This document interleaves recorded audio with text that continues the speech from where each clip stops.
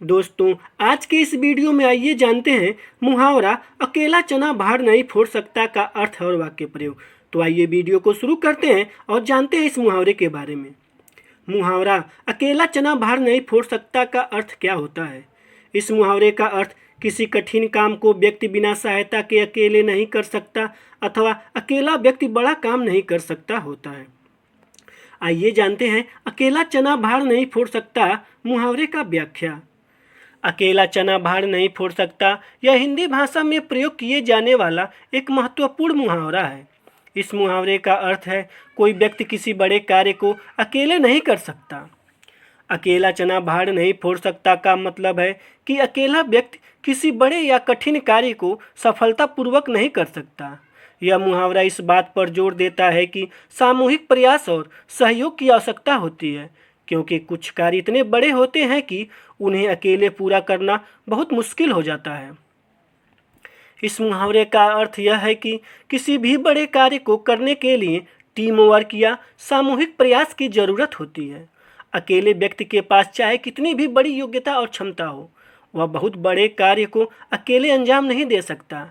यह मुहावरा अक्सर उन स्थितियों में प्रयोग किया जाता है जहाँ किसी व्यक्ति को याद दिलाना होता है कि अकेले कार्य करने से सफलता मिलना मुश्किल है और दूसरों के सहयोग की आवश्यकता होती है। दोस्तों, आइए जानते हैं अब अकेला चना भार नहीं फोड़ सकता मुहावरे का वाक्य प्रयोग। इस मुहावरे का पहला वाक्य प्रयोग है, सिपाही ने अपने दरोगा से कहा कि आप अकेले ही इन रिश्वतखोरी को कैसे रोक लेंगे, अकेला चना भार नहीं फोड़ सकता। दूसरा वाक्य प्रयोग, केशव ने नए प्रोजेक्ट को अकेले ही संभालने की कोशिश की, लेकिन उसे यह समझ में आ गया कि अकेला चना भार नहीं फोड़ सकता।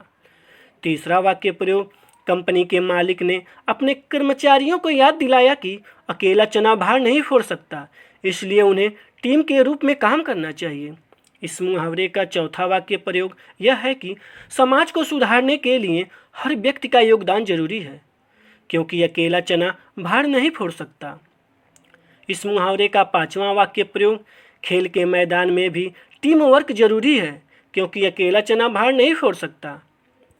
दोस्तों, हम आशा करते हैं कि आपको इस मुहावरे का अर्थ समझ में आ गया होगा। अपने सुझाव देने के लिए हमें कमेंट्स जरूर करें और हमारे इस चैनल को सब्सक्राइब करना ना भूलें। वीडियो को अंत तक देखने के लिए आपका बहुत बहुत धन्यवाद। आपका दिन शुभ हो।